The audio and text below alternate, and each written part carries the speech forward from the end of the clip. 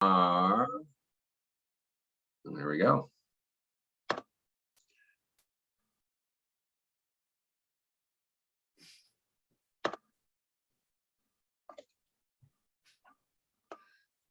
I still love the multi-screen setup.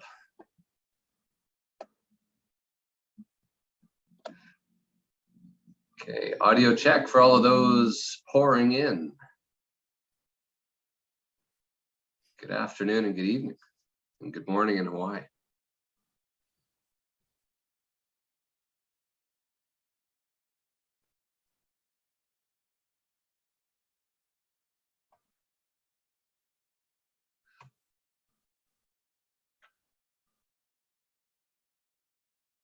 Dr. Diaz, looks like you're logged in 3 times.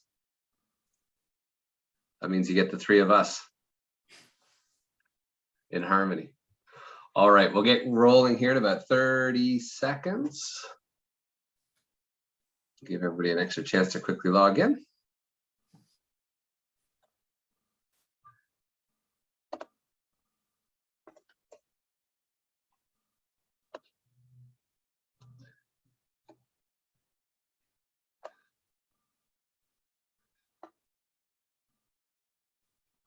Perfect. Well, just as a pre-moderator mentioned here, Q&A is open, as are the notes. Feel free to throw in the notes whereabouts you're coming from in the continent this evening. And also, we pulled up a quick introductory poll.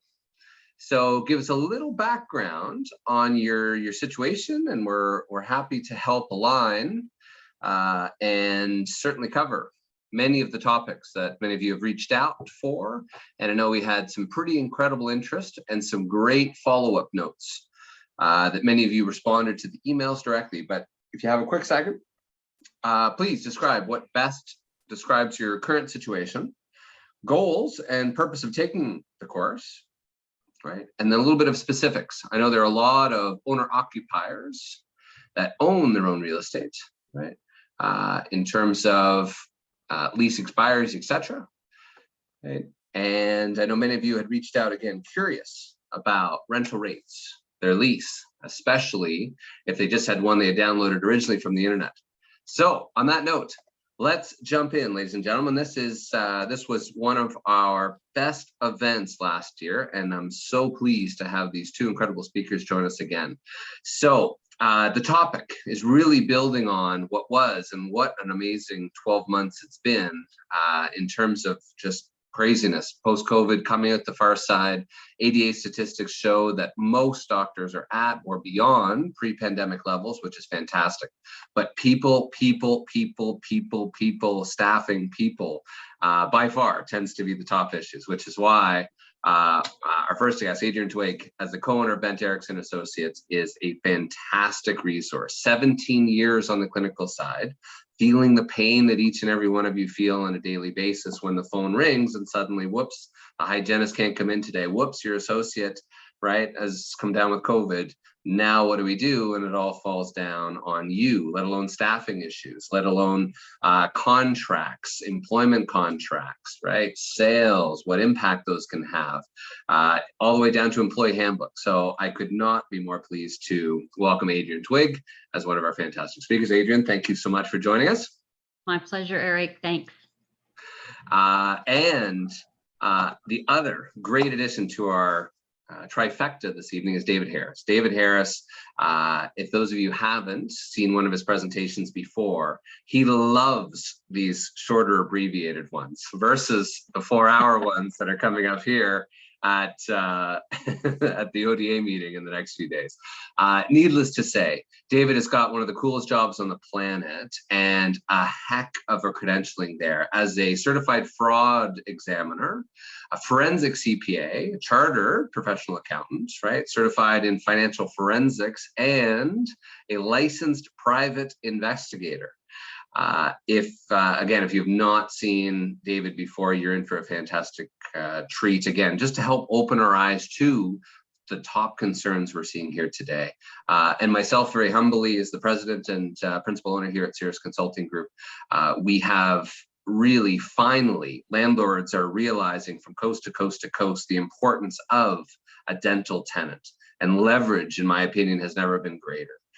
With that being said, COVID has also created a very unique situation now where, especially those that own their real estate, right, where their practice is located, the importance of that lease is critical, especially if something were to ever happen to you, right, or your ability to practice wet finger dentistry. So again, regardless of your situations, there should be fantastic content from each of us to each of you. So thank you so much for joining us.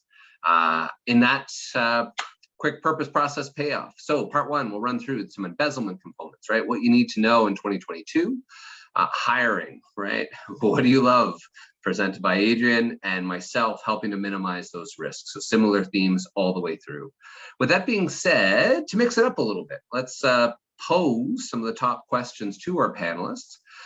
So David, why don't we start with you? Now, top concerns or unplanned expenses for 2022. Without giving too much away, David, what's your top knee-jerk reaction to that? Well, my approach is kind of specific because, as you said, I deal with embezzlement in dental practices, and I'm going to give a little more detail when I get into my presentation, Eric, but embezzlement is definitely on the upswing. And that was the case pre-COVID, and it's even more exaggerated now. We are seeing more stealing, we're seeing bigger dollars, we're seeing different ways of doing it, and unfortunately, that's something that I think all practice owners have to be aware of and have to deal with at some level. Got it. Okay, great. Depressing.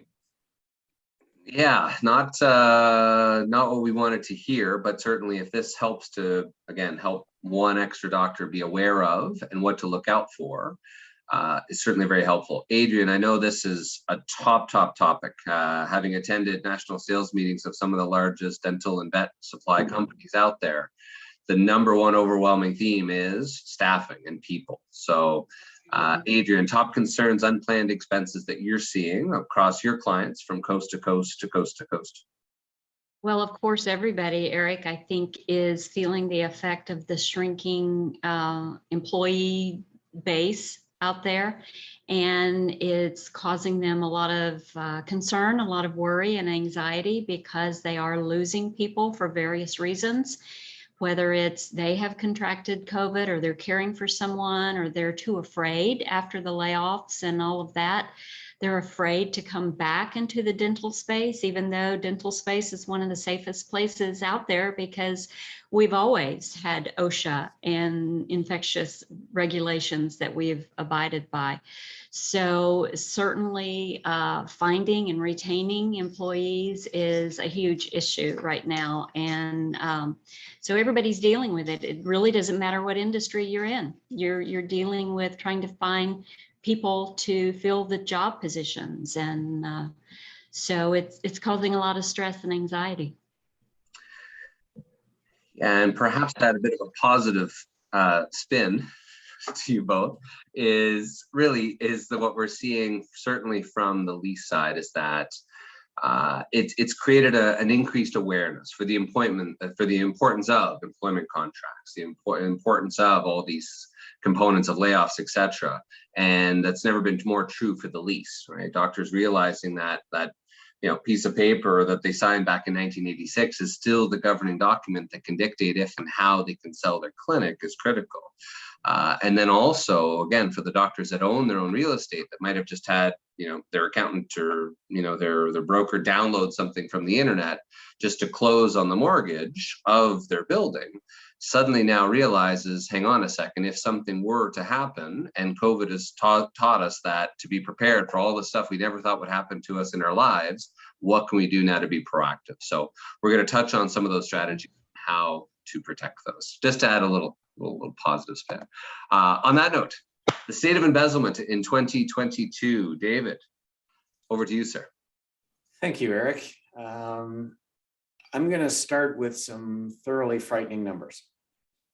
And the entry point to this is a study that the American Dental Association did before they were cyber breached back in 2019. And, and if the audience hasn't followed the news in the past week, there was a big cybersecurity incident at the ADA. But in 2019, they asked about 18,000 dentists, have you been embezzled? And this is a question that doesn't really lend itself to absolutes, but I'll start with the good news. And the good news is that 53% of the dentists surveyed said, as far as I know, I haven't. So you know what's going to happen next. The other 47% were embezzled, but the ADA asked a follow-up question.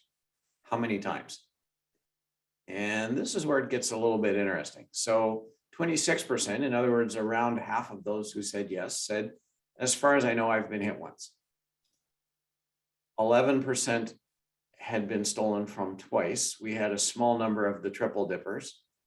And the one that astounds me the most is that 8% of dentists surveyed said, I've been stolen from at least 4 times.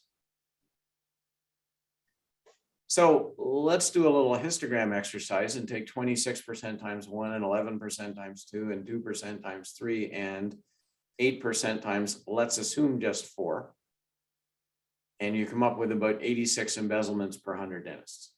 So that's what's already happened. Now, there are some unknowns here. For example, we don't know how many of the 53% will get victimized in the rest of their careers. And I guess we don't know how many of the other 47% will get hit again in the rest of their careers. The bad news for the audience is if you're graduating from dental school today, there's probably realistically about a 75% chance that sooner or later, one of your staff put their hand in your pocket.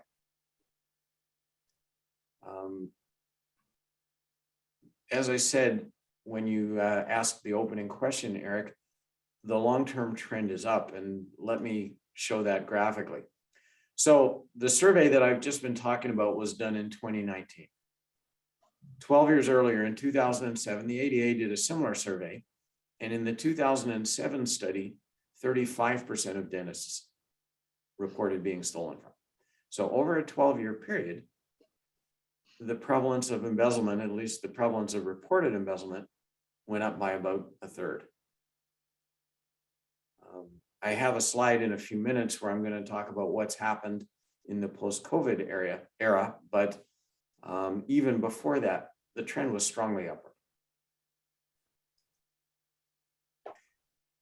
Throw a few more numbers out for the audience. The first one is that on average, if somebody's stealing from you, they get away with it for almost 2 years.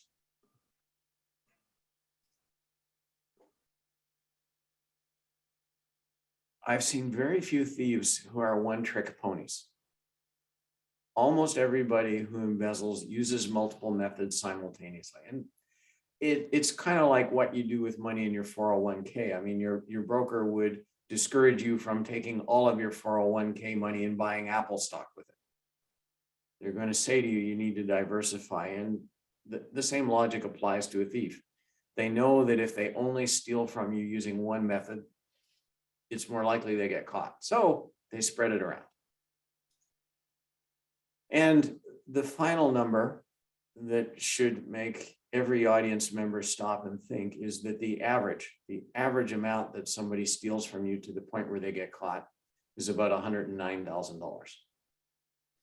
And I know some dentists who have a mental picture of embezzlement being stealing toilet paper from the restroom or taking pens from the office, and those things happen. But the majority of the cases we work on, it's a lot of cold hard cash. So let's ask a really basic question. Why do people steal? Well, short answer is because they can, but let's kind of probe one level deeper. And people embezzle from dental practices really for 2 reasons. And you can see them there on the screen: need and greed. And needy thieves are exactly what you think. This is somebody who has more money flowing out of their household each month than what's coming in. And there could be a lot of causes. Maybe the spouse lost his job.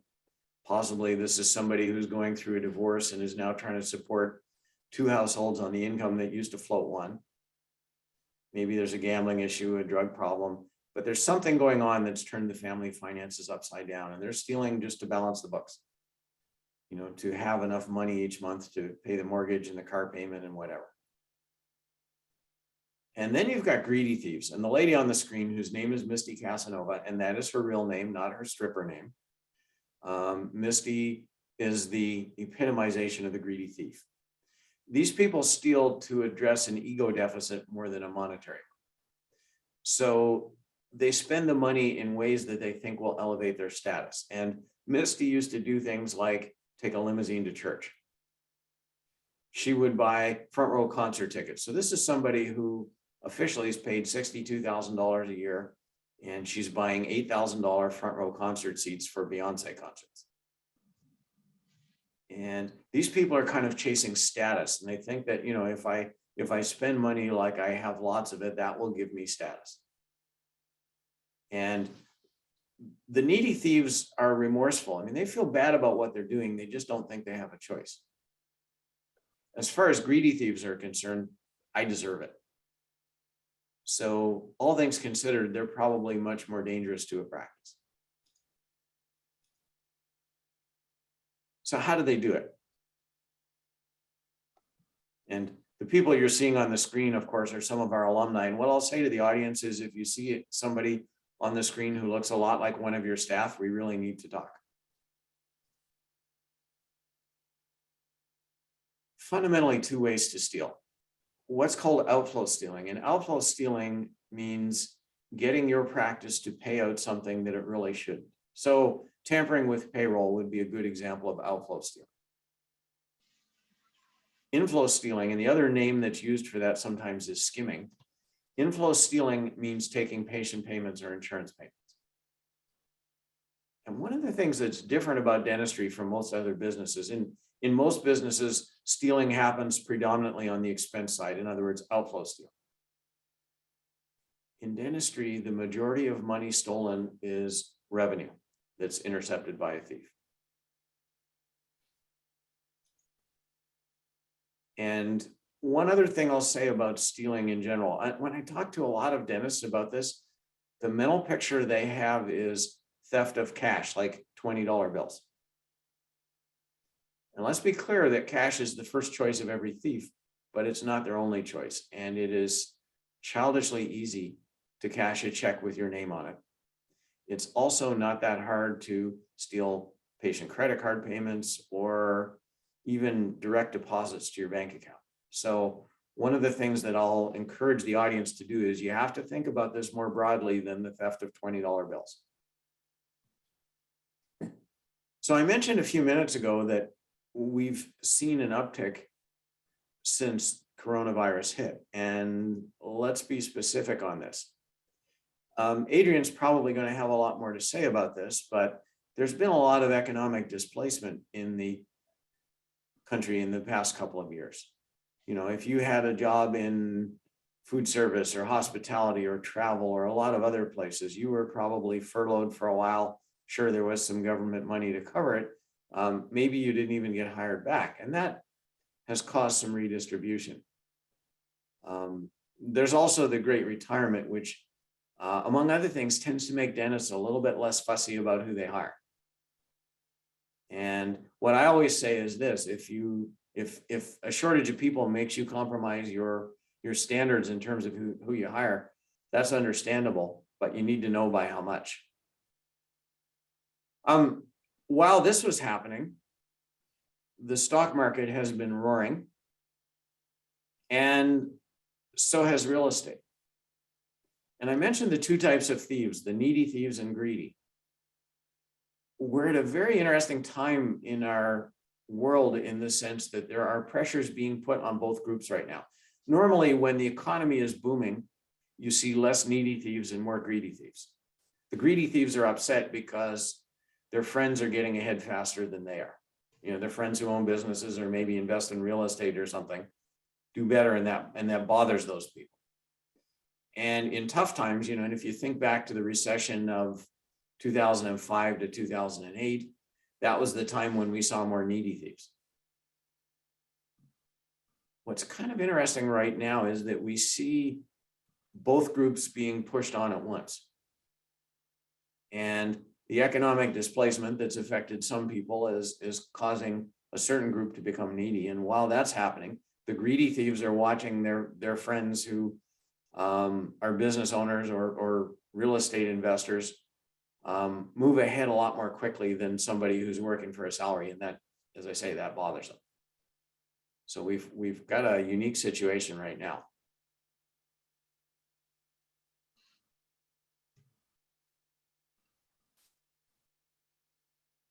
And one of the things that we track internally is something called our strike rate. And what the strike rate measures is, of all the dentists who call us, in what percentage do we find embezzlement?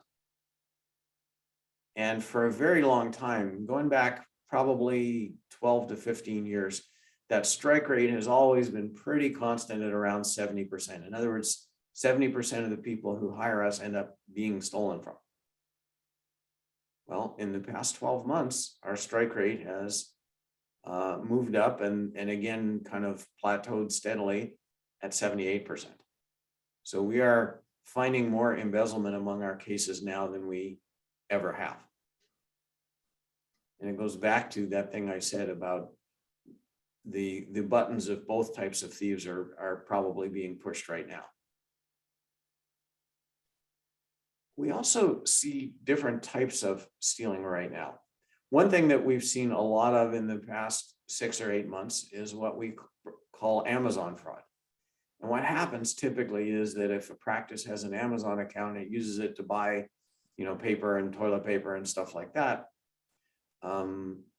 If a thief thinks that nobody but them is looking at that Amazon account, they'll buy stuff through it. And we've seen a fair amount of that. We just wrapped up a case recently where somebody had bought $80,000 worth of stuff through the office Amazon account.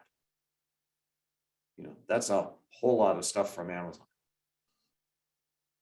The other thing that we've seen a disproportionate amount of in the past year or so is fraud by dentists. In other words, most embezzlement is done by employees, and it's really only in a group practice situation where it would even be possible for an associate or a co-owner to steal. But we're seeing a disproportionate amount of that in the past year. And I don't have a really good explanation for it other than to talk about the general trends that we've been discussing over the past 3 minutes. So what do you do about this? Well, a few things, and hiring is one of them. And I will not say anything on that other than listen closely to Adrienne when she speaks, because what comes out of her mouth is very important. Every dentist should get this tattooed on their arm. Every employee who has financial responsibility needs to be supervised. So if you have a practice with 3 receptionists and an office manager, then the office manager supervises the receptionist. And in a lot of cases, nobody's supervising the office manager. And that is a recipe for disaster. So part of it probably needs to come from the dentist. The good news is that some things can be outsourced. I mean, there's a bookkeeper, or maybe your CPA firm, or a spouse, or you have a kid in business school and college. There are other people who can carry some of the freight for this, and it does not have to all land in the doctor's lap. But we really need to consider that everybody who touches money needs to be supervised. 6 basic steps to protection. The first thing is really simple. Print reports yourself. If you allow a staff member to print reports for you, the risk you run is that what they give you is not the full picture. And I know there are a lot of dentists out there who would like to go their whole career and never learn the first thing about their practice management software. But you know what? That software is as important to your profitability as your handpieces. So let's embrace it. And if you're not conversant in your own software, this is a really good time to change that.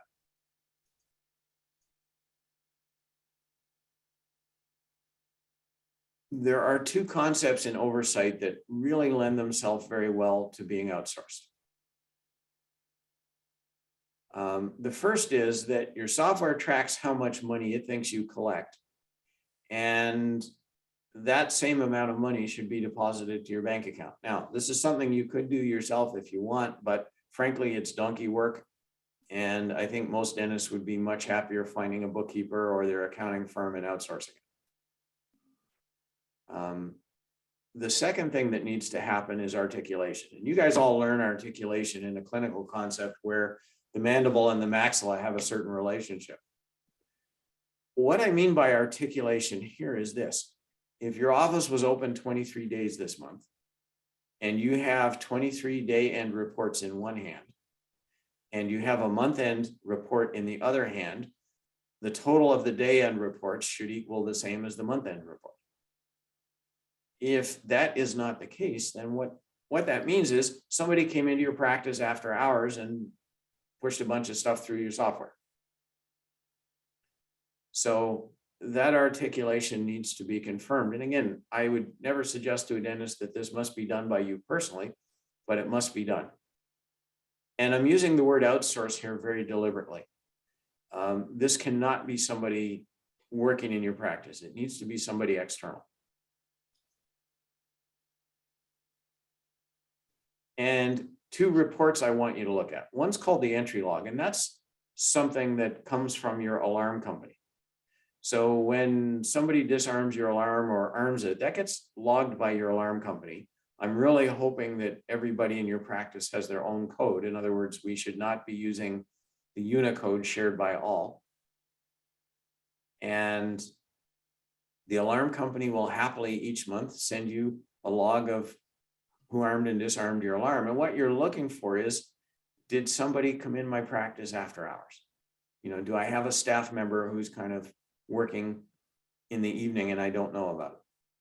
And one thing about thieves is that when they steal, they like to be alone. So this is how you monitor that. Also, your accounts receivable listing and deleted and modified transactions are stuff you need to look at every month, because those are the pathways that a lot of embezzlement will follow.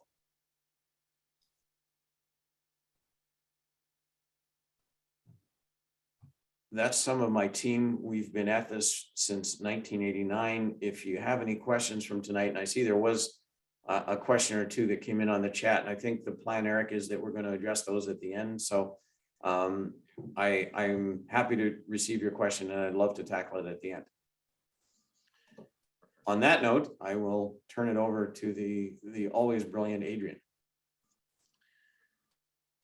Well, thank you for your vote of confidence there. I appreciate the opportunity to be back with you two gentlemen, and it's an honor to be able to talk to our folks about all these concerns that they're facing, and there certainly are enough to keep us busy for several hours. I'm going to talk really fast because, unlike David, I am not as succinct and precise as he is, which is a really good thing for him to be doing what he's doing with those attributes. But when we look at human resources, there's really a couple of sides to it. There's the fun side, you know, getting the engagement of our team, keeping them engaged and learning to work together, and then the not so fun side. So your role as a business owner is to really, at this point, number one, make sure that your bases are covered with things like David's talking about and things that Eric is going to be presenting with tenancy and lease agreements and that type of thing. But the bottom line for everything I'm going to talk about tonight is really how you promote and ensure that you have employee engagement so you can get that bottom line goal, retention, and having low turnover in your staff. So we have made up what we call our house of HR. And what we're going to focus on tonight is really this middle section here. defining the job, your screening and interviewing and skills assessments. And one really important thing that I think David could chime in on would be the reference in the background checks that you should be doing on the employees that you put into place. So with all of these cornerstones with our House of HR, it really is to serve you, to reduce your problems and help you stay out of trouble, not just with the employee side of things, but with employment law and compliance, and hopefully decrease some of your turnover and your training costs. And boy, we all know the emotional toll that turnover gives us, from stress and strain to the morale with your team. And how long does it really take for your new team member to be up to speed? Well, it kind of depends on the position that they're in, but you can really say 6 to 9 months for them really to be actively doing the kind of job you want them to be doing. And then there's the financial toll. You know, you've got all the cost of recruiting and all of your time spending looking at resumes, screening and interviewing people. And then you know you're going to take a nick to your production. And the thing about taking a nick to your production, you're going to take a nick to your collection too. That's just kind of the way it works.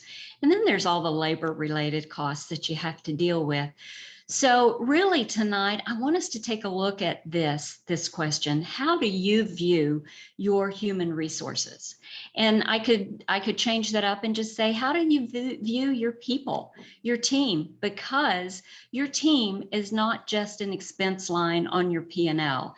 It is really a resource for you. It is your human resource. So let's take just a second here and just think about this top question. What kind of employer are you? I mean, if you took a look and kind of stepped back, would you work for you? Some of us would have to be really honest and go, oh, yeah, I'm kind of grumpy. I don't think I would want to work for me. But David, as we dive deeper, why are you laughing, David? David, would you not want to work for you? I'm laughing because I never asked myself that question. Well, okay, David, take a moment. Yeah, take a moment and you can answer that at the end of all this. We'll be interested in hearing that. So when we dive into the recruiting, hiring, and onboarding task that would be at hand, you know, we've got about 8 different facets of that. Everything from really defining the job all the way down to the end result of onboarding your team, which is huge. There are statistics out there that say you get like a 60% more retention rate by solidly onboarding your people that you hire. But your first step is you got to define the job. And by that, we mean you have to have a job description. You have to be able to explain to people what is expected of them in any position that you hire them in. You can't just throw them in and say, good luck, and then expect to do a performance evaluation and them be, you know, stellar employees. So having job descriptions can also legally defend you if you're ever called into question about an employee's job or how you treated them. It also helps in your recruiting efforts. You know, if you can use part of your job description to use in any ads that you place. This is not exactly an ad that we would choose to use, but we find that a lot of places will do this. Okay, they get somebody in the door to put in an application, and the first thing they do is feel for a pulse. If they've got a pulse, then they're in. They are in the candidate pool just because they have a pulse and a warm body there, the beating heart. That's not what we're looking for. The job description obviously is going to identify all the tasks and make sure that that person understands what would be expected of them. One of the things I love, we have used this quote for years, and this is a Linda Miles original. And David, I know that you have another webinar coming up tomorrow night, and Linda is your guest on that. She is like the matriarch of dentistry and consulting, and she describes job descriptions as a recipe for success. You give somebody that job description and they should be able to perform the job if they've got those types of instructions and know what's expected of them. So it really is going to be a basic benchmark for helping the employee to set goals for growth and for doing your performance evaluations. And it's going to really support the accountability for your staff that you've got on there. So in the recruiting process, we get this question all the time. Where have all the good employees gone? Where are they? Where are those people? Well, a lot of them have chosen to retire. You know, some of them have just said, you know, dentistry is just not somewhere I want to be, even though, like I said before, we are top notch on our OSHA controls and managing the things in the dental office. But some of them have just thought, no, I'm out. It's too much of a risk. A lot of them are still taking care of kids at home. They don't have childcare, or maybe they are caring for someone that was affected by COVID. We had a lot of them that went on unemployment and decided that they could make more on unemployment, which more than what they were being paid, which is a crime. It's a real crime, but it's a reality of what we're facing today. And then a lot of the hygiene and assisting schools either closed and stayed closed, or maybe some of them are just now opening up. So they don't have as many students to put out there. So therefore, some of the students that would have been graduating and getting their certifications, they're not out there because they just haven't been able to complete their program. So in everything that we talk about tonight, and I think David and Eric would say that this applies to what they are talking on too. Don't skip any of the steps to make sure that you're doing what you need to do to provide a good work environment and to protect your asset, your practice. So when we're looking for these people, we still have available sources out there like we've had before. You know, ask your really A+ patients. You know, do you know of anybody that might be looking for a job? We have a job opening. And if it's a really good patient that you like, maybe they'll say, well, I'm kind of looking for something. And then, you know this patient, maybe they've been in your practice for a while. So you have a pretty good feel for how they approach things. Maybe you have employees that have friends that, you know, this is an employee that you really like, that does a great job. Birds of a feather flock together. We can all kind of lean on that antidote. So maybe one of your stellar employees could refer a friend. We always have the Craigslist and ZipRecruiter, Dental Post. Indeed is still out there. Internet, believe it or not, still has people out there looking for positions. And then you're going to go into the screening process. And what is really helpful, I think, when you're going through applications or resumes, if you are fortunate enough to get more than one or two, just remember, when you're looking through those resumes, you're not trying to find one that matches what you want right off the bat. It's going to be a process of elimination. If you look at one and you say, okay, this person lives really far away, and if you have inclement weather, you might say, okay, that's going to be a no because I want to make sure that they can get to work. So, you know, call through the resumes and decide who would go right off the top, because it really is a process of elimination. You look at the resumes, you have a phone interview with them, making sure that, especially if it's an administrative person that's going to be on the phone with your patients, you want to make sure that they don't have a really screechy voice that's going to turn people off just by listening to them. So the phone interview gives you a really good tact for that. Make sure that you have everybody fill out an application. No matter what position it is, have them fill out an application. And then you start going through the interview process. Remember, you really want to hire people that have those traits that you can't you can't train. You know, you can't train somebody to be kind. You can't really train somebody to have a great attitude. They either have it or they don't. So you want to look for those things that can't be trained. And then culture is king right now. If you have a toxic culture in your practice, you better get it fixed, because people are not going to stay.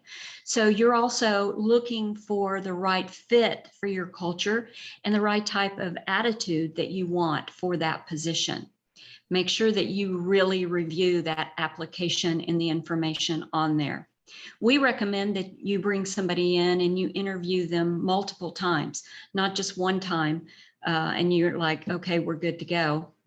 Bring them in a couple of times and have multiple people sit and chat with them, or have maybe your team take them to lunch and see, you know, what the feel is and the vibe is with those people. In the interview process, we recommend a rule of thumb is have the interviewee, the candidate, talk 80% of the time, and you do 20% of the talking, because you really want to learn about that person, not brag how wonderful you are. The nonverbal cues, the body language, you know, if they're uncomfortable about any certain topic or situation, and then take notes. You know, if you are interviewing more than a couple of people, if you're like me, you're not going to remember exact answers. And plus, it makes the person that you're interviewing feel like, okay, this is important. They are going to remember what I say here. Have a definite set of questions that you are asking every single person, so there's no discrimination factor played. If you ask candidate A about their background, then you ask candidate B, so that you have consistency throughout the process. Making sure that you're avoiding yes and no questions. I mean, anybody can read your mind and understand what the correct answer would be if it comes to a yes or no question. We recommend you doing behavioral type questions. Behavioral type questions would be asking an applicant how they have behaved in the past, such as if it's for a admin front desk position, you could say something like, okay, Karen, I understand, you know, everybody has stressors working in an office, especially fast-paced like this. Tell me how you have handled in the past a patient that has come in and either been late for their appointment or has missed an appointment, and they come in and they're upset. Tell me how you've handled it, and what the result was of that encounter, and who can I talk to confirm that that's how it happened. It gives them a sense of, okay, you're serious about this question, and it's not, are you okay with handling angry patients? Well, everybody is going to say, well, yeah, I can do that. No, give me a situation where that's happened and what was the results. Selection tools. There are a lot of assessments out there. We currently have an assessment for a job matching tool that is called the Drake, and it is specific to dentistry. It is accredited for hiring. A lot of people are using DISC. DISC is not an accredited tool for a hiring tool, so you need to be careful if you're using that type of assessment, but definitely do a deeper dive into questions and that type of thing. So Dr. Einstein said that 87% of people who leave their job do so because of personality conflicts, not because they're not capable of doing the job. So making sure that you've got a really good match to your culture and your team is really super important. The skills assessment of the job is can be a little bit different from state to state and from province to province for our people on the webinar tonight that are in Canada. So with the skills assessment, it's often called the working interview. And in the States, the Fair Labor Act talks about employees and who is an employee. Well, it's one that's permitted to work, to perform work. And if you have someone coming in for a skills assessment, they are not allowed to perform any productive work.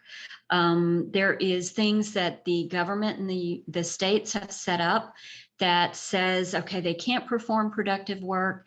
And if they're in the office for this skills assessment, they really can't be there for longer than 2 hours.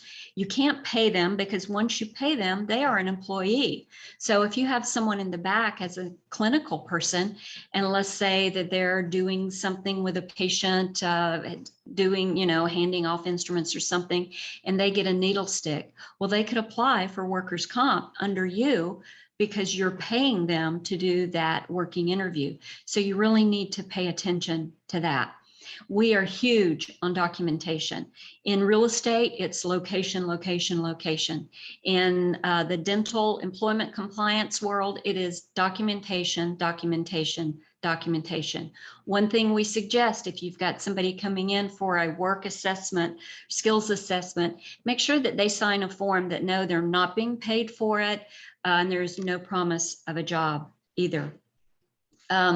Reference and background checks. We recommend that you do it. In this day and age, we don't think you can skip this step. So you have to be careful about what type of background check that you're doing. David could probably speak to that a little more, but especially if you've got somebody that's going to be handling money, make sure you know what you're getting into with that. When you do conduct a reference check, you have to have a signed release to do that. They're going to have to provide information for you to get that started. Make sure that when you call on reference checks, that you are talking to somebody that has the authority to give you the information that you're asking for. You don't want Susan, who's just answering the phone, to be able to give you any type of reference information about the candidate that you're calling on. So make sure that you have the correct source. You only want to ask job-related questions when you are doing the reference check. Making sure that you're not giving any pre-offer questions when you're following up on reference checks and all of that. Make sure that you're within the legal bounds of what you're asking. And then when someone gives you references to check on them, make sure that you verify. Make sure it's not a cousin Sandra that's giving you a reference on her cousin, but it really is a verifiable, credible source. Ask the same questions when you call to check on a reference, so that you're not called into any question about the consistency or discrimination. Stick to the job-related questions on your reference request too. Onboarding. Onboarding is huge. You think that recruiting and hiring is 50% of getting a new employee into your team, into your practice. Onboarding is at least 50%. So in the presentations that I do live, I use a little video clip of the German Coast Guard that is doing a training session for this poor guy that's doing their radar. And he goes by and says, this radar is this, this radar is this, this radar is this, slaps him on the back, grabs his coffee mug, and the supervisor is out. Well, a couple of minutes later, the guy gets a mayday call from a ship that's sinking. He has no clue what to do. Well, you can't blame him. He didn't have sufficient onboarding. So, onboarding is huge. As I mentioned before, employees are 69% more likely to stay with your team for 3 years or more if they have sufficient onboarding. And it's all the training, it's the job description, it's the expectations of knowing what they are supposed to be doing. And we truly believe that it'll take anywhere from 6 months to a year before those new team members are really step by step with you and know exactly what to do and are extremely proficient in their jobs. So we believe in having standard operating procedures, whether it is something digital. We're going to be offering that in the next quarter or so for our clients to have a standard operating procedure for every single position in your practice, so that if you do have turnover or if somebody needs to be cross-trained, you have some type of procedure guide that they go through, so you have consistency no matter who is sitting in that particular seat. So to sum all this up, all of the recruiting, the hiring, and the onboarding really talks about having the right people on the bus. Not only the right people on the bus, but the right people on the bus in the right seats. You're hiring first for attitude and cultural fit. Look for those things, for those characteristics, for things that you can't train for. Once you find a candidate that has those magic characteristics, you can train them for just about anything. Maybe not the licensure things, but you can train people to do a lot of different things. Like I said, make sure that you have the right people in the right seats on the bus.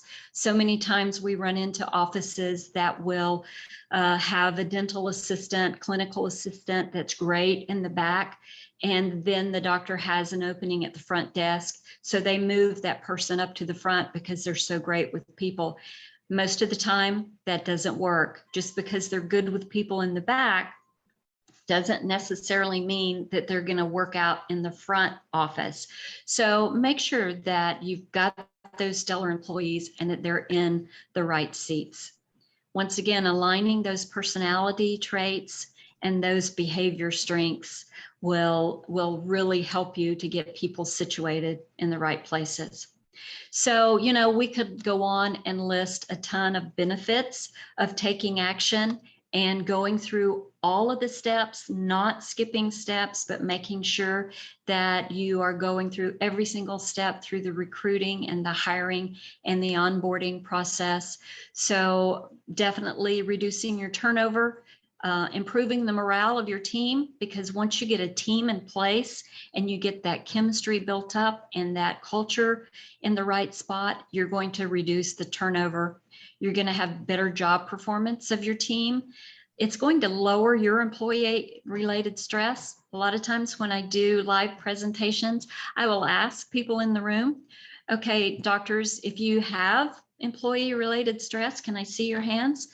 Every person in the room, a lot of times both hands will go up. Exactly. So it's employee related stress is just one of the things that as business owners, we have to deal with. Peace of mind, knowing that you've got all your T's crossed and your I's dotted is going to be a definite benefit of taking action and going through all of the steps that we've outlined. And Eric, I know I buzzed through that really quickly, but I wanted to leave time for all the stuff that you're going to talk about and then for us to have questions and answers. Perfect. Adrienne, always so many good components. Yes, this will certainly be recorded for those of you that might not have gotten screenshots or otherwise, but certainly Adrienne's a fantastic component. Some great questions here, again, to get a little poll to the room is, when was the last time your policy manual employee handbook was updated? Last 6 months, last year, right? Or I can't remember. Or number 2, right? How often do you tell your staff you appreciate the job they do? Frequently, occasionally, or never? So some great survey components. And certainly, before we get to some of the great Q&As, and I see we've already got 19 so far in the chat. As a reminder, also, you can put it into the Q&A and we'll make sure we get to as many of these as we can. From that component, really, I could ask the same double-handed question. How many people enjoy dealing with their landlord? And how many people enjoy lease negotiations or even thinking about it? For those of you that own your own building, you're not exempt, regardless of all of you that wrote me back and said, I don't think this is for me because I own my own building, right? How many people enjoy thinking about their wills and estate planning? Or, right, how many of you are thinking of keeping the building and keeping that as a passive form of income when you eventually sell your practice, right? Well, those really, as we'll learn, are one and the same. So continue to throw in the questions. We'll get to those shortly. To summarize this, right, there are 3 numbers that can make or break your practice. David had some pretty astonishing, awesome isn't even the right word, but right, some of you will be shocked to know, and to summarize what we're going to see is that 85% of dentists, right, on this line have a lease that can prevent them from ever selling their practice, right? And that, as shockingly enough, could even be those that own their own building.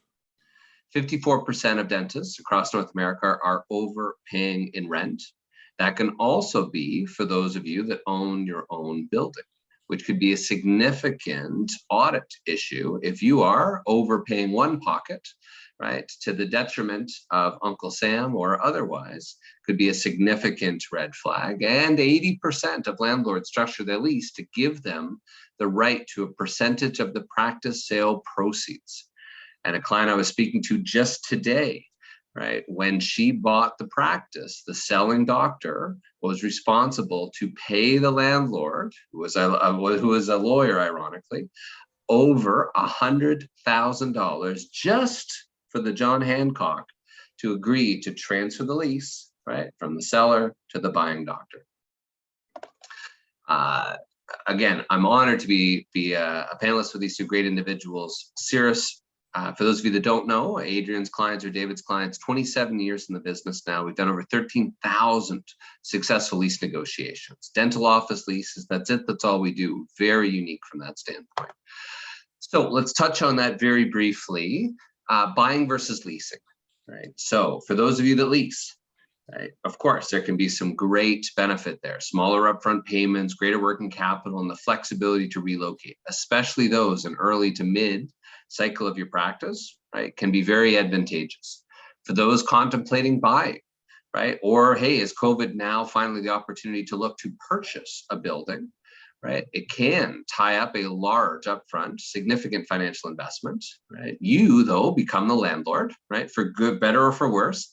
You can become it can be another full-time job in and amongst itself, especially if you have other tenants.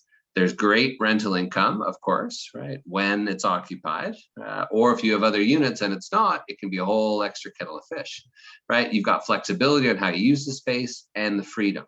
So I've got an exercise here. David loves these, right? So just do on the back of a napkin or mentally, right? Who owns your building? Is it in your name personally, your spouse's name personally, or your corporation, right? If it's in your corporation, is it in your PC? And yes, your PC can own real estate, right? But typically not advised, right? Or is it in a separate real estate corp? Number two is who owns the practice, right? Is it yourself personally, or is it a corporation, right? Partnership or otherwise, right? And then number three is, are you paying yourself rent today? And that's a big one, right? And is it just what the mortgage is, right? Or is it actually based on market rent? Are you paying yourself above market rent? Are you paying yourself below market rent, right? And that becomes a big question, because heaven forbid if you were to pass away, right, or sell it today, your financials are based on that, right? And suddenly if you're paying twice market rent, right, your financials are going to be skewed, and it's going to be very difficult for your estate to sell the practice for you. From that perspective, right, how are you tracking those business expenses? Are you using the same credit card to fix your roof as you are to, right, get Adrienne's help in terms of some of your HR issues, right, between practice expenses and business expenses, right? If those become jumbled, again, when the practice brokers get it, and I just had the privilege of speaking with one of the large national brokers, right, specifically about, again, keeping those financial separates makes the valuation so much easier. And then again, do you have a lease in place between those two entities? And no, not something that you went online and downloaded, right, over 3 minutes and signed the day that you got your mortgage on the building, and it sat in a drawer for 20 years, right? Have you actually had something dental specific that's created? And I can't stress enough, design the lease today for what you want to have when you become a full-time landlord. Let me say that again. So many people think that, oh, Adrienne, I own my own building, I'll just make it a very friendly lease. No, you can enforce your one pocket to the other. You can be as nice or mean to your other personality as you'd like. However, right, more importantly, right, is it properly structured between the two? And it should be designed that if you were to pass away tomorrow, is it structured for exactly the way you would want the lease to be, right, as a full-time landlord? Right. And again, last but not least, do you plan to sell and keep the building as a passive form of income? And don't forget, if you're going to sell your clinic for $1 million or $2 million and then sell the building for another $1 million or $2 million, right? How many doctors are really going to be able to get funding for both. Okay, so a couple of components. Again, for those owner operators, I wrote many of you back and said you're not, this is equally for you. So again, it is there to help mitigate risk and exposure, slips and falls or otherwise. Who's responsible for what? Clear delineation from the two is great, provides a clear separation of the entities, right? Helps to avoid, right, audit issues, right? It's a very easy one to look at is, are you paying fair rent, right? Especially when it's going from one pocket to the other. Practice sale becomes critical based on the proper valuation.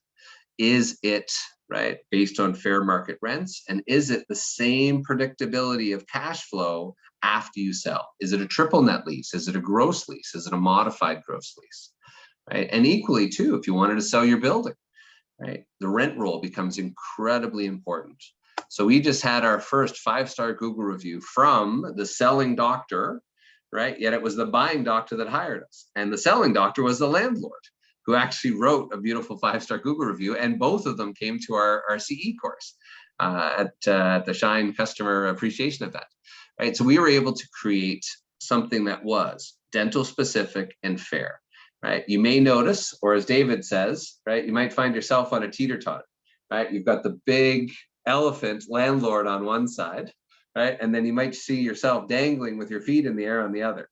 That's David gets full credit for that, right? If that's how you see yourself, right, we're there to help move the pendulum to make sure that it's in fact fair. All right, for those of you that are leasing, we're gonna get to Q&A in just a few moments, right? But again, when does your lease expire? Do you know? Doctors, please, into your phones this evening, right away. Get that digital copy of your lease. When does your lease expire? And then also, and arguably more importantly, when does your option to renew deadline date, right? When do you want to sell? If it's in the next 5 years or even 10 years, now is the time to properly structure and take those plans. I won't also ask for a show of hands for that one, but again, are you personally liable after you sell, right? Are those options? You might think, oh, I got another 15 years, Eric. Right, but are those actual options personal, or for those of you like Adrienne on the west side of the continent, right, you might be shocked to know that the options are only good for you or your corporation. Now, another shocker is that if you are to sell, many of you will be appalled to know that you remain as liable today for rent, leaky faucets, damages as you are today. Think about that. The landlord still has their hooks into you personally long after you've retired, right? And then again, especially for those of you in major urban centers, does your landlord have a demolition or relocation right? If so, in many cases, if I was advising a buyer, those can be incredibly concerning, or especially amongst the financial side and the financing team to get your buyer bought, right? So again, what should it do for you? Fair and affordable rents. There are 7 main financial variables: base rent, annual increase, common area maintenance, fixturing, free rent, tenant improvement allowance, landlord work, and others, right? There are sections that could be tens, if not hundreds of thousands of dollars to help keep that hard-earned money in your pocket and not going out to your landlord. Long-term stability and security. Typically a 10-year term with 2 5-year options is great, especially if you're thinking to sell. My kids love Pirates of the Caribbean, right? As you exercise those 5-year options, at some point, usually just at the time you want to sell, that's when you're at the end of the gangplank, right? And then you're falling off the side. No, don't exercise that option. Structure a new 5 or 10-year term with multiple options, so you've always got options on the end. Minimizing risk and exposure and maximizing your flexibilities. Doctor, for those of you taking notes, right, please write in death and disability clause. This can become critically important to you. Heaven forbid, right? A doctor who attended one of my CE courses ended up falling and having a motorcycle accident and was completely incapacitated for over a year. The landlord held him accountable for every single penny, even though it was completely vacant. That death and disability clause gives you or your estate a termination right, right?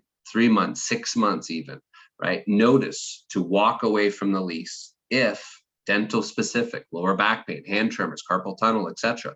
You might not be deemed disabled, but no different than my godfather when he took a divot, right, and took a wrong golf shot, right, and then suddenly didn't have enough cartilage to continue operating, and I ended up having to sell the clinic at 52 years of age, right, all because of one stupid golf shot, right? And these are the type of things you can protect yourself from. So some of this dental specific language, if you don't have it in your lease, if you've never had your lease professionally reviewed, it is critical, cannot stress enough.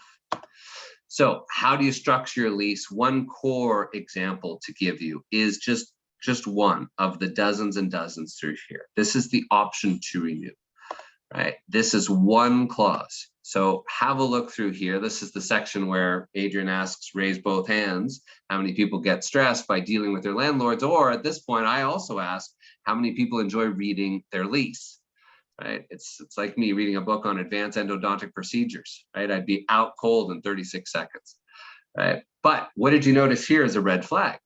Well, interestingly, provided that Dr. Joe Black shall remain the tenant. So this is personal to Dr. Joe Black.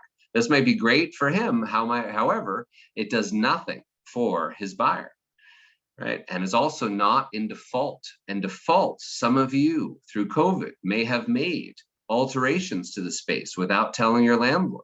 You might have put down hardwood. You might have cordoned off some of the operatories and suddenly impacted the airflow for smoke detectors. Without knowing you may be in default today, right? And unaware of that. Right, so be cautious that don't just assume your landlord's going to allow you to renew your lease or allow you to assign it, right? Especially if something occurred through COVID that puts you in default of the lease that you don't have documented. I agree with Adrienne. Documentation, documentation, documentation. There was young associates in one of my CE courses in Denver, and the young associate said, "Well, boy, that doesn't seem fair." And the old endodontist in the back said, "Fair? What are you, nuts? I'll show you fair. Nothing's fair. I was forced to relocate. That wasn't fair." Right? Another component to be aware of is when your lease comes up for renewal, can the landlord pull the rug out from under you and put a brand new standard form lease? Right? Or this is a shocker, right? Can it, in no event shall it be less than what you're paying in the last year of the term? So you're on the world's most boring roller coaster that's going up and up and up. Okay, I see we've got over 34 questions. Therefore, right, be cautious, be aware. One single clause can have the impact of hundreds of thousands of dollars, right? And David's always great to sharing specific examples, so I thought I would share one as well. This was one from a doctor who thought his good friend was the landlord and golfing buddy. Lo and behold, right, after he just built out the clinic, 3 years later, right, three and a half years later, he got this letter from the landlord. As you know, your lease expires on November 14th. Pursuant to 2.4 of your lease, you had an option to renew the lease for 5 more years, right? However, you were required to give me written notice of your intention to renew by not later than 6 months prior to your expiration of the current lease term, which you did not do.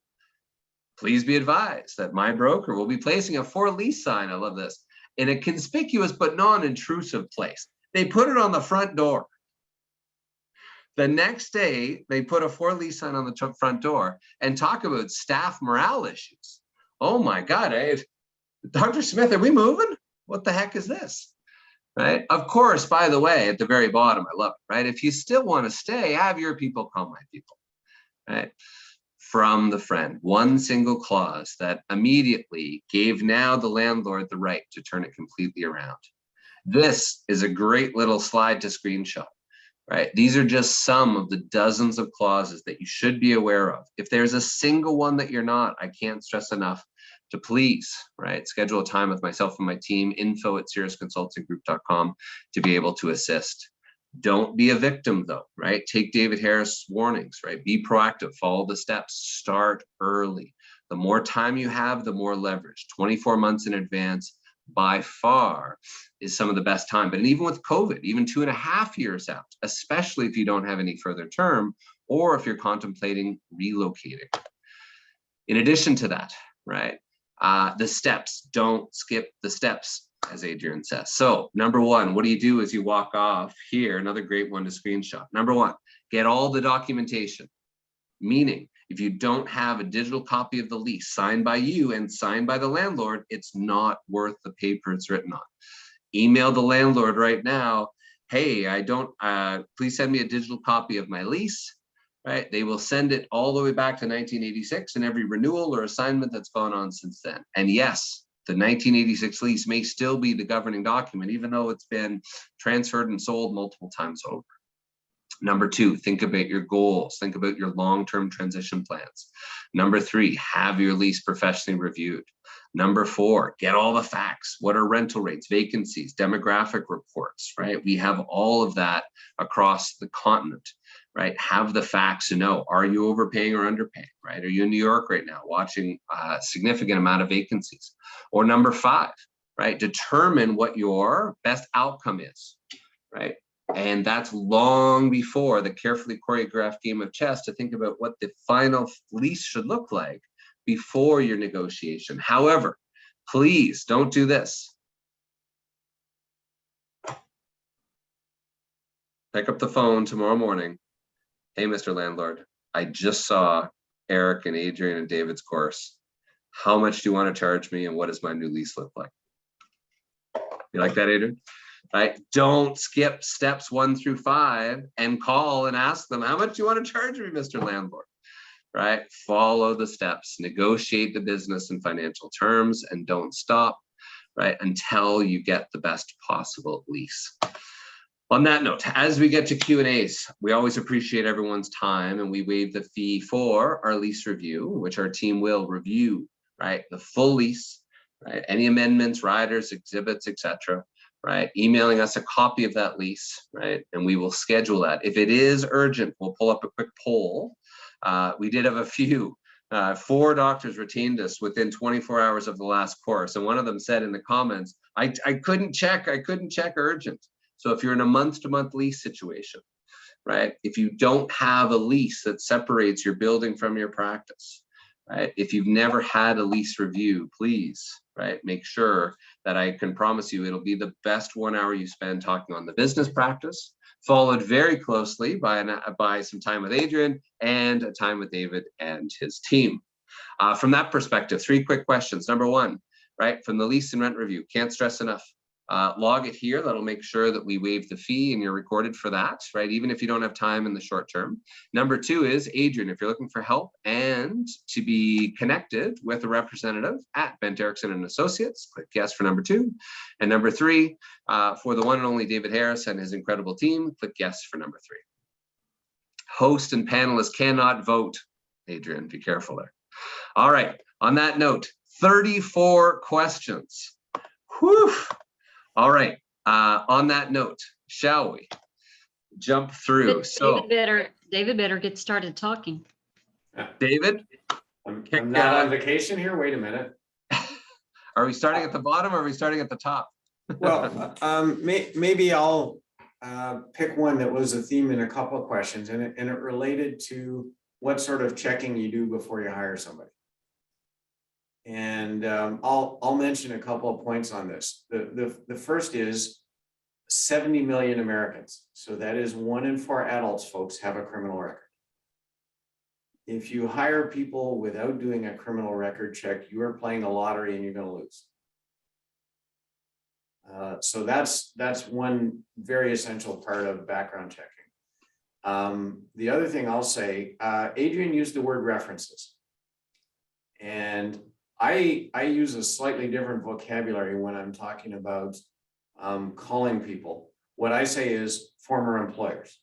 In other words, it is not the least bit important to me what somebody's parish priest or their high school basketball coach think of them. The only people I'm really interested in talking to are former employers. Everybody on the planet, I mean, even to use the extreme example, even Adolf Hitler could probably find 3 people who would say good things about him.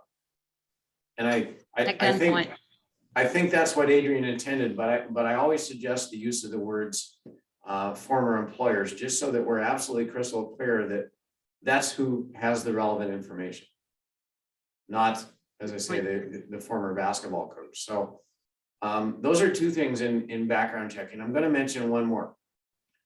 When you're interviewing somebody, check 3 pieces of ID. I need to see a piece of government issued photo ID from you and a couple of pieces of secondary ID.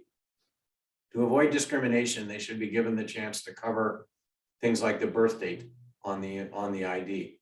But if we don't do that, one of the truisms here is that you can background check the crap out of the wrong person and it's meaningless.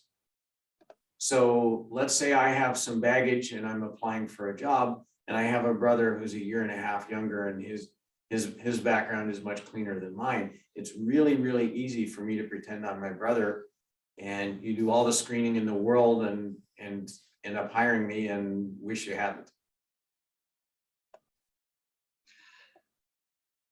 Excellent. In terms of maybe Adrienne on the same type of question, backgrounds, do's and don'ts. I know that's a big component of what we do, but usually it's in some cases it's not enough, or there's always surprises or otherwise. And then, right, it's cost benefit analysis, risk, etc. Adrienne, backgrounds, what can you share? Yeah, I completely agree with David with what you said about the difference between a reference check and a former employer. And that's one of the things that when I was talking about making sure that you're talking to the right source, you know, that you're not just getting somebody's cousin or whatever, but you are talking to a former employer. So great point, David. With the background checks, you just have to be careful. There are certain laws in the states that you can't just randomly do a credit check on any and everybody. You have to have a solid reason for doing things like that. For instance, if this person is clinical and is going to be, say, a sterilization tech, there's no reason for you to do a credit check on this person. So there are specific things that you need to be careful about when you do credit checks, background checks like that. Like I said, David probably has more precise information on the type of background checks for the United States as well as the different provinces that you have in Canada. But just make sure that when you do these background checks that you've got the right check going on. Like I said, you know, there's no need to do a credit check on somebody that's not going to be financially involved with handling cash or finances. The Fair Credit Act comes into play with all of that. But if you don't get anything else out of either my presentation or David's presentation tonight, I would say background checks. I just spoke this past weekend at the Children's Hospital in LA to their care network for their pediatrician group. And I pounded into them, folks, you've got in your practice, pediatrician practices, you are dealing with children all day long. Make sure you know who you are hiring. So, and I think that goes across the board, no matter what industry that you're in. When you're in a service industry like we are, you have to be cognizant of who you're bringing into your practice, into your place of employment. So I think it's critical. It's a critical piece to the hiring process. Quick follow-up just, question. Oh, sorry, Eric, just before that, I just want to pick up on one thing that Adrienne said in her presentation that's really important as well. One of the mistakes I see people make is somebody applies for a job and they give a list of former employers and they give their name and their phone number. Don't ever call any phone number that an applicant gives you. If somebody says they work for Dr. Mark Smith in Peoria, Illinois, Google is really cheap to use. Go online, find the phone number online for Dr. Smith's office, call that, and then you know you've got the right person. If you call the number the applicant gives you, and Adrienne said this, you may end up talking to their uncle on a burner phone who gives a good reference. Yep, absolutely. Adrienne, quick follow-up on the same lines, and then we've got a double question for us is, can you do a background check after you've hired someone? Well, I don't recommend that because you're already into an employment agreement with them at that point. I mean, they're your employee.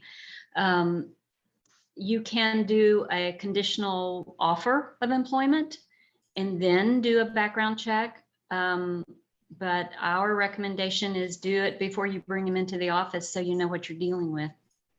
And if you're going to do it after you hire them, make sure that they're aware that you're doing it. You know, just because they give you all of their address and private information, and then you decide, oh, I'm going to run a background check on them now. You need to get an authorized signature that they realize that you're doing it. And that That's can our be, stance on it. yeah, I think that the question to Dr. T on that is, you know, again, what would you plan to do with it, right? And that becomes a whole sticky wicket, as they say. That's exactly right. I think that's one of those cases where there are probably some specific factors behind the question, and that would be a great thing to talk about with Adrienne or your HR advisor, you know, and I think lay out the situation and get some advice. Yeah. Dr. C, and again, just a reminder, we'll keep this open to help answer as many as we can, but in the essence of time, the quick double question for you and I, Adrienne. Number one is, Dr. C, if you currently have a lease that you know is overpriced for the area, what tips would you give that the dentist is approaching the landlord for rent reduction? So biggest question is, when does your lease come up for renewal, right? If you're overpaying, there's unlikely the landlord's going to do much for you until the end of that lease. But starting 2 years prior, it's a magic reset button, right? It gives you the opportunity to negotiate a new 5 or even a 10-year term with 2 5-year options and reset, right? Reset that rent back to fair market value and perhaps make up for lost time. Annual increases, common area maintenance. We've seen some incredible success actually fixing the annual increases, which heck, even a reduction of 0.5% in this rising inflation market, right? And again, fixing those increases can be savings of tens, if not hundreds of thousands of dollars over the short to long term. Adrienne, the follow-up question from the same doctor is, are you finding that cash hourly rates is still king or queen? In other words, is there a value attached to fringe benefits when recruiting employees? So is it all cash, or is there something more to it? Now, we are finding culture is king. The hourly wage is definitely going up everywhere. And so that's just the reality.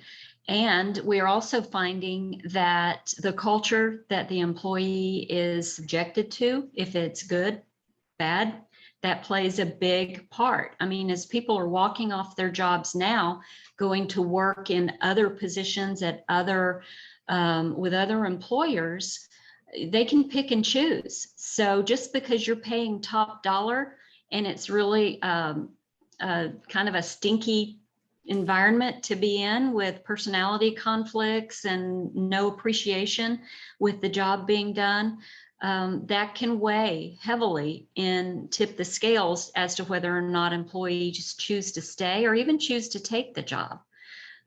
We are finding culture is king. So it's a very delicate balancing act, and employees are just about naming their price for what they'll come to work for you for. But having that good, thriving, positive culture sometimes is worth more than the paycheck. So it's kind of a double-edged answer there, I guess.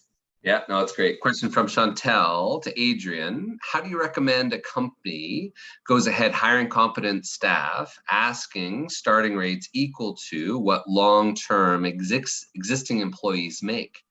I'm finding that many practices have long-term employees and then many 1 to 2 years experience employees. Retention is becoming more difficult with dentists down the road offering more dollars and more benefits. Any tips? So what are components where, right, you've got a double-edged sword. You've got new employees that are trying to get more, right, while also trying to keep salary expenses in check without having the dish run away with the spoon. Yeah, we're big proponents of bonus incentive plans, because there are times that you just can't keep raising the salary or the compensation level because the person had stayed with you for another trip around the sun. So we have a software for a bonus plan that is based on production and collection. And sometimes, I mean, we have clients that haven't given raises in a number of years, but they have a bonus and incentive plan built in that as the practice does better, the employees do better. But it is kind of a tricky, very tricky situation when you've got people that have been with the practice 20 years and they have all this experience, and you've got somebody coming out of school a couple of years and they are asking for more or as much money as your long-term employee. Unfortunately, there's no silver bullet, but certainly looking at a diverse, user-friendly bonus system is one way that you can kind of equalize some of those differences in rates of pay. Great. A couple follow-ups for David here. David, would you recommend that accounting staff members hired be vetted by a credit check or something of that sort? And then part two of that, David, is you mentioned that associates / co-owners have higher fraud numbers now. What main ways are you seeing others than what you already mentioned? So let's say it is multiple locations, or let's say that there are a partner, right? Maybe walk us through that, David. Okay, I'm really not comfortable getting into specifics on how it happens. And if somebody has questions along that line, I'm happy to have a one-on-one conversation, but I'm not going to get into methodologies here. What I can say is that type of stealing is on the rise. And maybe it's because more people are, because group practice is becoming a more dominant form of organization than solo practice. To answer the question somebody's going to ask me, DSOs get embezzled from, and sometimes it's administrative staff, sometimes it's providers. I'll just leave it there. In terms of the question about what kind of background check accounting staff should have, and I'm assuming that we're talking about employed staff like W-2 kind of people, as opposed to how you might screen your CPA firm. Absolutely, they need the maximum scrutiny that you can apply within the rules, and that would include a credit check that we've talked about. It would include criminal records check. I am a huge advocate in dental practices of drug testing people, because dentistry has the key to dispensing drugs. So that should be part of every employee. There are probably some other things you want to look at, and the question I know was about accounting staff, but I think it's a broader issue. I want to take a peek, and there's a right way and a wrong way to do this, but I want to take a peek at their social networking activity, because I can learn a lot about an employee from what they're doing there. Now, you've got to do that the right way, because you can walk into some information that could be discriminatory. But social networking is a great way to learn about employees. The reality is dentistry has let itself get out of step with how the rest of America hires. And that's not a good thing to do. And I know what people are going to say about this. Well, it's hard to find people right now, and I don't have the luxury of being picky. And I won't disagree with you, but don't you want to know if the person you're about to hire has a background as a child molester? Of course you do. One thing that I think dental offices could improve on, and I'd be interested in hearing Adrienne's comments about this. Every dentist understands the concept of a short notice list when it applies to patients. We all want to have those 3 or 4 patients who we know, if we had a cancellation this afternoon, could come in on short notice and fill the schedule. What I don't really understand is why dental practices don't apply the same concept to staff. And what I mean by that is that I think if you're a practice owner right now, especially right now, you have to say that turnover is going to happen to me. And I have 2 choices. Either I start cold when somebody quits and I start looking, or I'm continually looking for good people. I can tell you guys, and I suspect both of you think about this more or less the same way. I know exactly who my next 3 hires are going to be.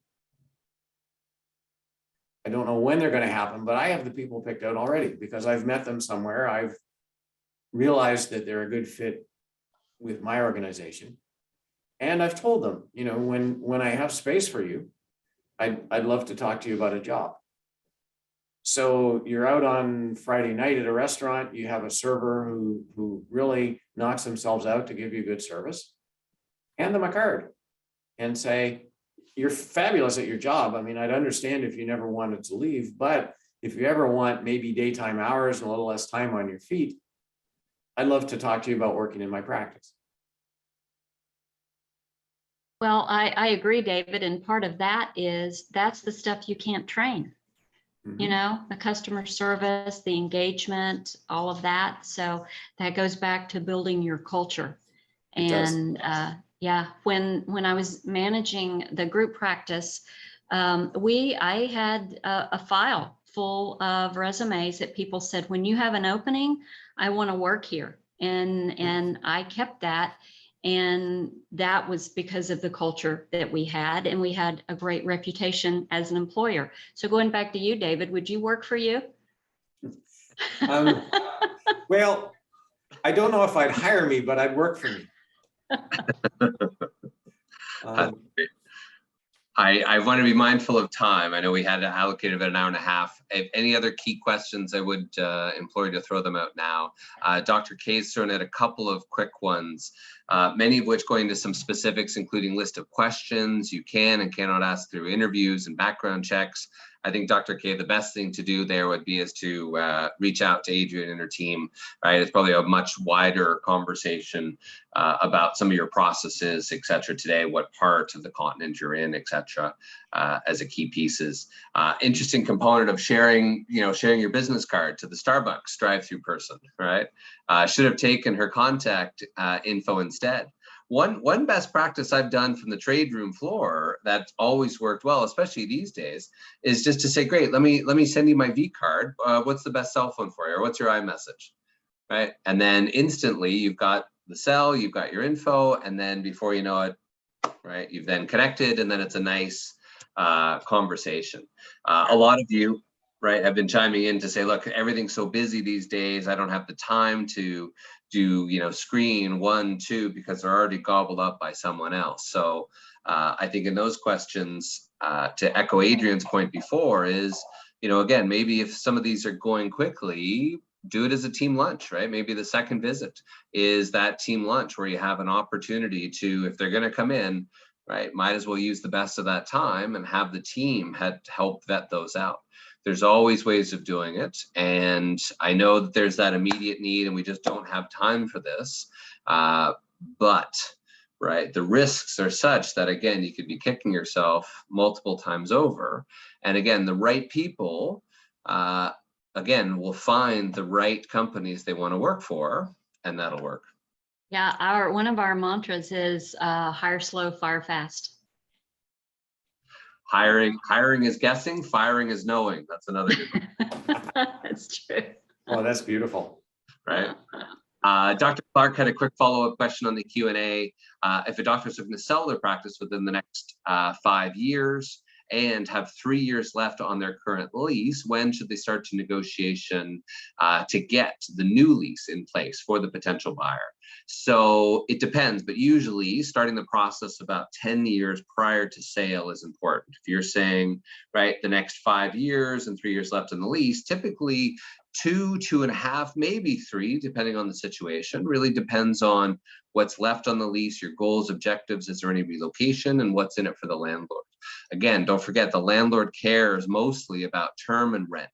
So especially if you're in a lease where the landlord's been brutalized because of retail and nail salons and hair salons and florists going out of business, and they're looking to shore up their revenue, or they're looking to sell or otherwise, you'd be surprised what a well-drafted proposal offer looks like for a new long-term lease can really reshape the negotiation table for you. So Dr. C, happy to, would certainly suggest, if you haven't already, to request a lease review, or you've got my contact info at siriusconsultinggroup.com, or personal emails epook@siriusconsultinggroup.com. Whew. I think we covered lots of the questions. I think only 11, have dropped off since we've started the Q&A. I can't truly thank you enough. It's been great additional time. Adrienne, I thought that was just a static background, but that's real. And you know, you're a little further on the West Coast because the sun's still up. Yeah. I've got activity here in the living room. So I thought I recognized it's a live. handsome You young man. recognize Tim Twigg back there in the background. So yeah, in fact, he just got off of a webinar, doing a webinar for Mary's List, the orthodontic organization here in the US. So it's like we were doing split webinars tonight. So Eric, it's wonderful being with you and David. You guys are a blast to collaborate with, and I appreciate the opportunity.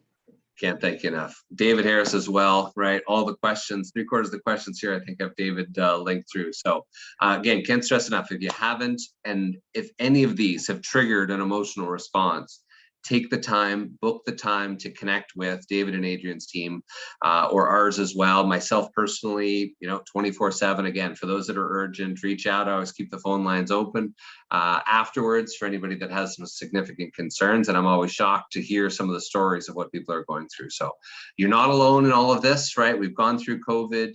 The practice ownership can be the most lonely and heartbreaking role in the entire planet. You're not alone in this, right? Trust the right resources to help you, and realize your time is so valuable. Do what you do best and have experts handle the rest of the stuff for you. Trust me, each and every one of us pay for ourselves multiple times over. So truly can't thank you enough. Greatly appreciated to all, and huge thank you to my team, Pega, staying up late and helping to make sure, and Chris as well, helping to make sure that everything gets coordinated so that everybody gets followed up with as quickly. They were wonderful. They were great to work with. Sure, yeah. Thank you very much. Great. Fantastic, guys. Have a fantastic day, night, and we will see you all soon. Have a great day. All right. Thanks, guys. Thanks, guys. Bye.